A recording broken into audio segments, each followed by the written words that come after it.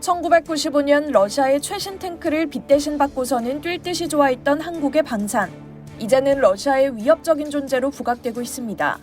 블라디미르 푸틴 러시아 대통령이 만일 한국이 우크라이나에 무기를 제공할 경우 한국과 러시아 관계는 파탄날 것이라며 경고했습니다. 로이터 통신 등에 따르면 푸틴 대통령은 27일 모스크바에서 열린 러시아 엘리트 모임 발다이 클럽 연례 행사에서 우리는 한국이 우크라이나에 무기와 탄약을 공급하기로 결정했다는 사실을 알고 있다며 만일 한국이 우크라이나에 무기를 제공할 경우 우리의 관계는 파탄날 것이라고 말했습니다.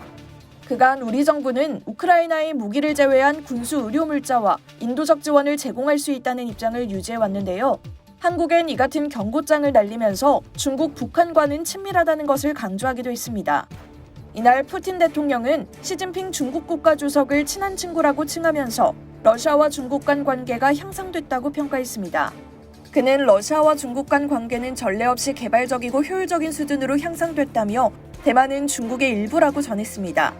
푸틴 대통령은 최근 석유 감산을 결정해 미국과 갈등을 겪고 있는 사우디아라비아 정부에 대해서도 찬사를 보냈습니다.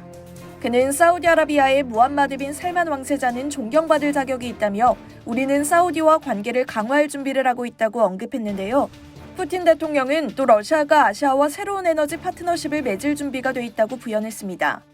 이날 회의에서 푸틴 대통령은 핵무기가 존재하는 한 핵무기 사용의 위험이 있다면서 세계는 2차 세계대전 이후 가장 위험한 10년을 맞이했다고 경고했습니다. 아울러 서방은 우크라이나에서 전쟁을 선동하고 세계 혼란을 가중시키는 위험하고 피비린내 나는 게임을 하고 있다며 서방이 세계 정세를 완전히 지배하던 역사적 시대가 끝나가고 있다고 강조했습니다.